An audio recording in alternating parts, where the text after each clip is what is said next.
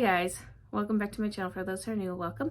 My name is Monica, and in today's video I'm going to be talking about all the stuff that I read. Well, not everything I read, but we're going to be going over some of the stats and stuff and just doing some of the highlights from the first quarter of 2024.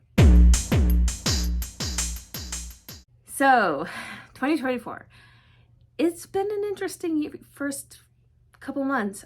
January, I got some bookcases. Rosie helped me put them together. February, I got really sick and I've had this cough, and I still actually have the cough. I think it has sort of morphed into allergies, because the allergies have been killer. And then I had my birthday, and that was great. But also in March, we had I got to go to Sweetgrass in Charleston, which was a lot of fun. I vlogged that, and I'll leave that vlog down below. So if you want to check it out, you can. I've been trying to actively vlog a lot more this year than I have last year, because someone suggested that I do more vlogs. So I was like, okay, I can do that. I'm trying, and I hope you guys are enjoying those. So, because I'm trying to do more vlogs than other things. But for the books that I've read from January to March, I've read 97 books, okay? Which is pretty darn a lot. I'm not gonna lie, that's a lot. But out of my 5 stars, I had 22 5 stars. I had 20 4.5 stars. I had 32 4 stars, 9 3.5 stars, 4 3 stars. I did not rate 1. I had 6 DNFs, and honestly, my DNFs, I had like 2 from each month, so that was pretty funny. And then I had 3 rereads. Most of my 3.5 stars and stuff really came from March, so yeah. But my formats, this is where it kind of makes me laugh. My formats, I had 90 audiobooks, 6 ebooks, and 1 physical book. I'm trying to track my new to me authors. I read 18 new authors.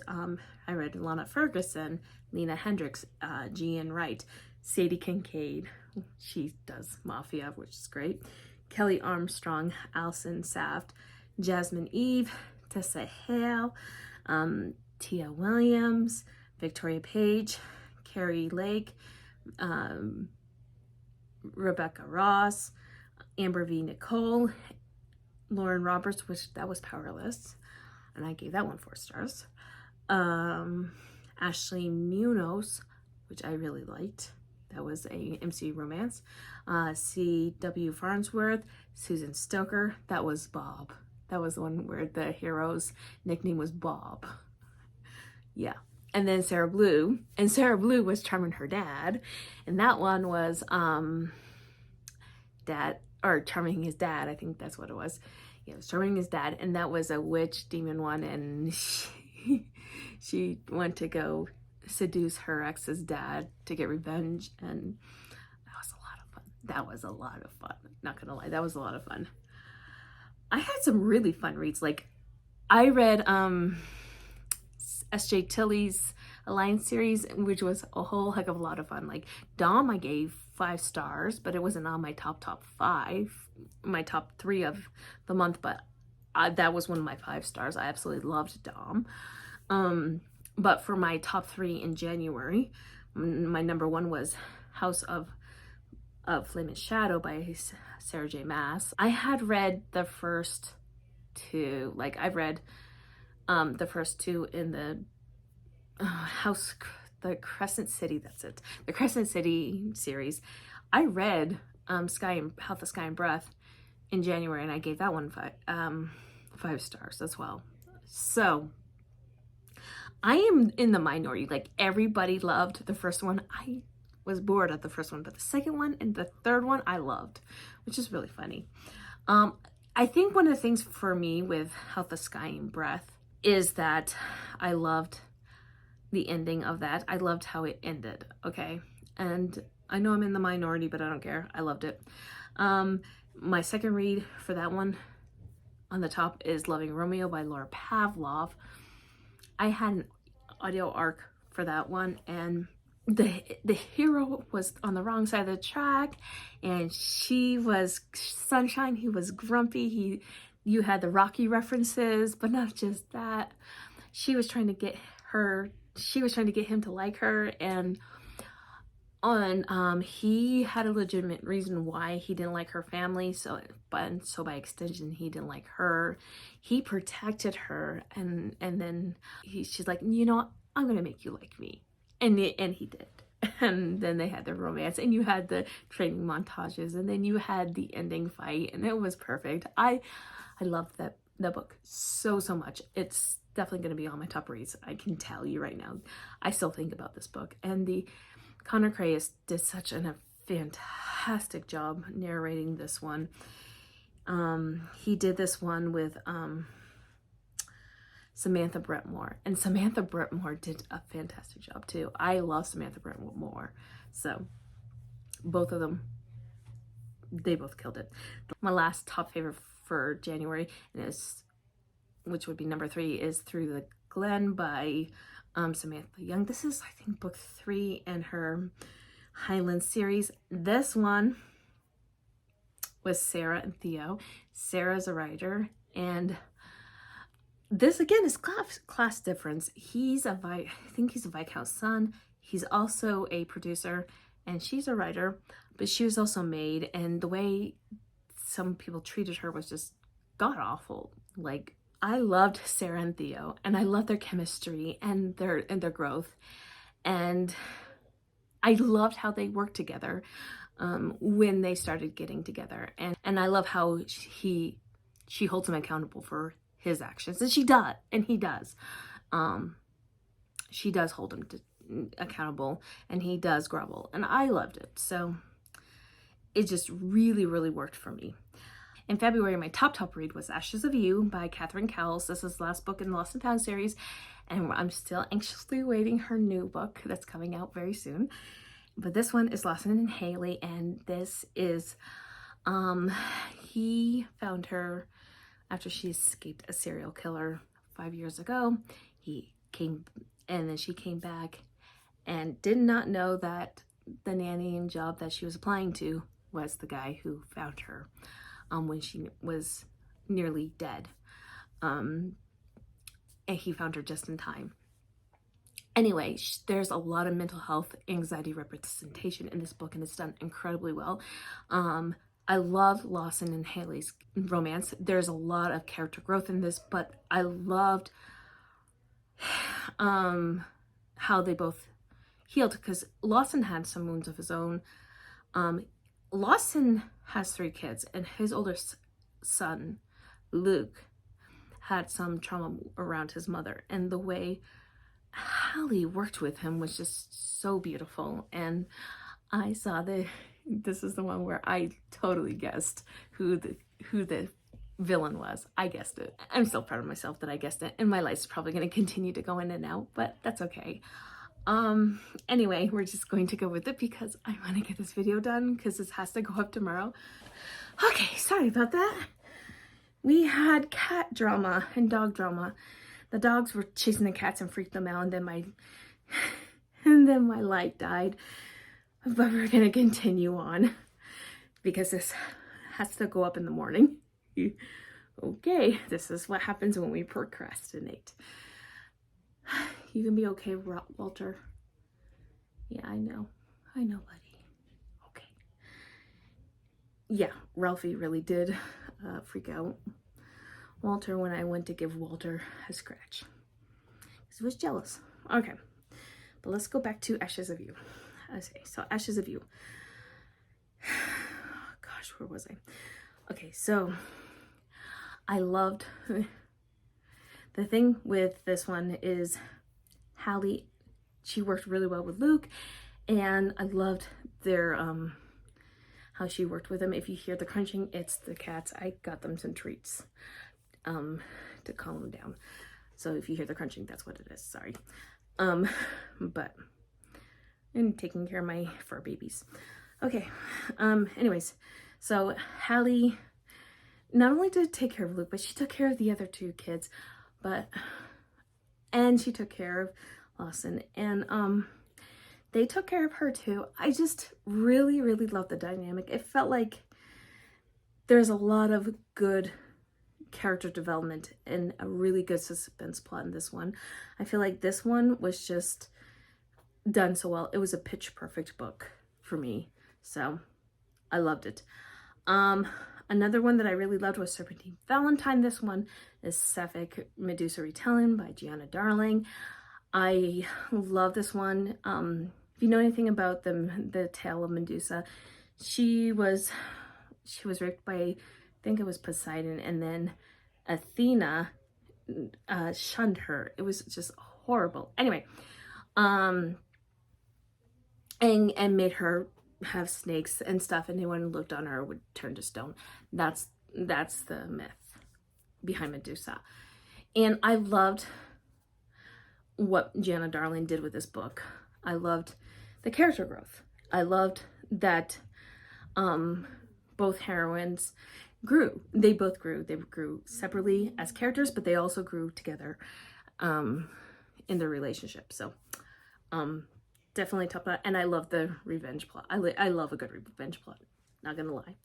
The last one that I was on my top was If You Hate Me by Helena Hunt, and this is the first book in her new series.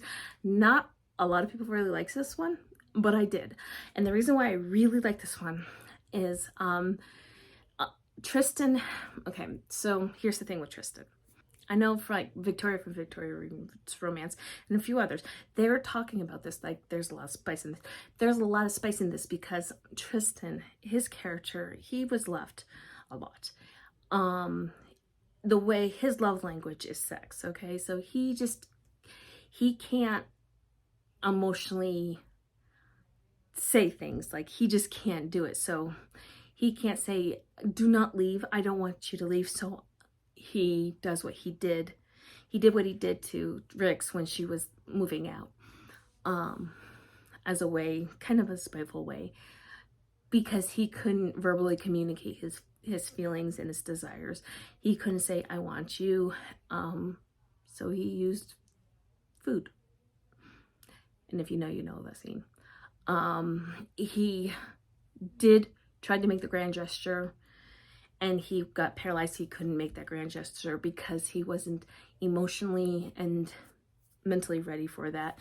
And Rix knew that, and that's why the amount of groveling was perfect for this book. The spice was spicing, and definitely in this book. But as the characters and the way they were, it fit. And that's why I loved it, because I understood the psychology of both characters. And so a couple of people and I were talking about this, and one of the things that was said was that she could have dropped some Easter eggs, some more subtle Easter eggs about how his psychology is and how he could not say that, and it probably would have gone off more so and not made him feel like such a douche. And yeah, probably, but I got it. Not everybody got it, and that's okay. And I got it, and I understood it, and I gave it 5 stars, and I enjoyed the book, and I enjoyed their character development, and I enjoyed their romance, and her brother is going to have some real redeeming to do when he gets his book. So anyway, in the month of March, my third top favorite book was Peaches and Dreams by Juliet Cross. I loved that contemporary romance. It was Southern. I loved it. Like, it was what I needed it was just so well written, and the character growth was great. I just highly enjoyed it. My second book that I absolutely loved, and it was my favorite book of the month until the very last, like one of the very last books, and it was Come Sundown by Nora Roberts. And this one is more of a family saga. This one is about Bodine Longfellow and her family. This one, and I have talked about this before in a wrap up, Bodine's Aunt Alice was kidnapped when she was coming home. She was like the prodigal son coming home. Like, she was walking down the road, And she was very, very cold because this was like winter when she was coming home in Montana. And she was saying how everybody was going to be surprised and happy she was coming home. Maybe not her sister, but that's what her thought process was when you're reading it. And she gets into the wrong car. And no one for 26 years knew what happened to Aunt Alice. But us as the readers, we are seeing it play out, okay? Because there's a dual timeline. So we're seeing Bodine meet Callan Skinner, who comes back into town, and he's a horse trainer, and he has this horse that does tricks, and he was working on her family's ranch, and there's a new ranch hand who's pretty kind, and but you're also seeing what happened, how Aunt Alice broke in captivity, and how this has forced pregnancy. She's chained up, and it was just like forced indoctrination. It was just like heartbreaking to see what happened with Alice. But here's the thing, Alice is an extremely strong character, so is Bodine, and I truly loved this book. This is one of the best Nora Roberts books I've ever read. I mean, I've read a lot of Nora Roberts books. I've been reading a lot of Nora Roberts books lately. I'm trying to get through as many as I possibly can. And there's a lot.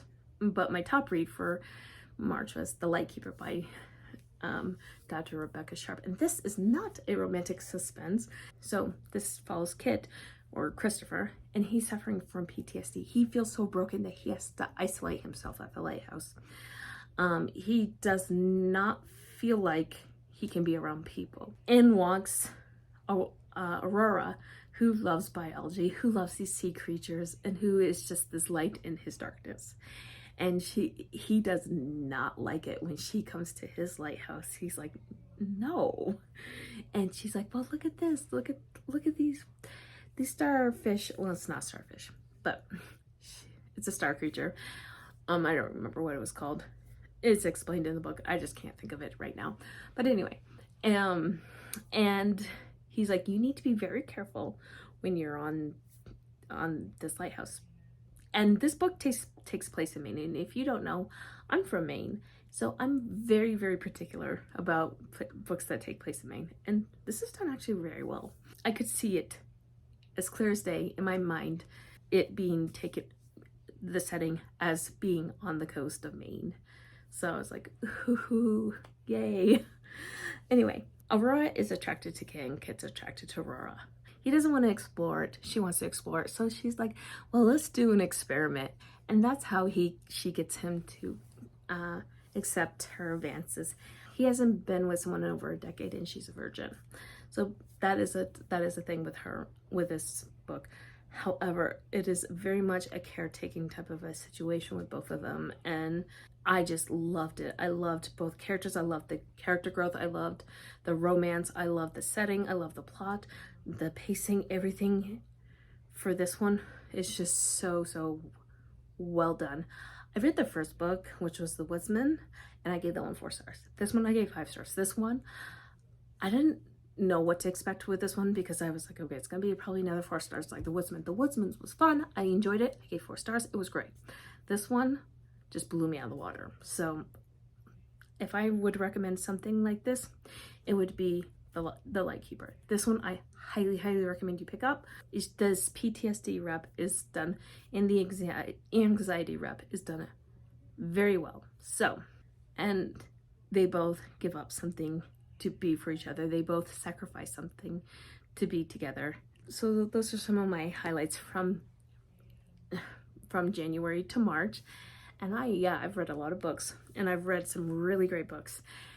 And I'm sorry about the light and all the shenanigans that's been going on, but that just sort of happens when you live in a house full of people and animals. Anyway, let me know if you read any of these down below, and if so, what were your favorites, and let me know. I love talking about books, and I would love to hear your opinion. And if you have made it this far in this video, please leave me a pink heart emoji with the diamonds because I love that one. And until next time, my friends, happy reading. Bye.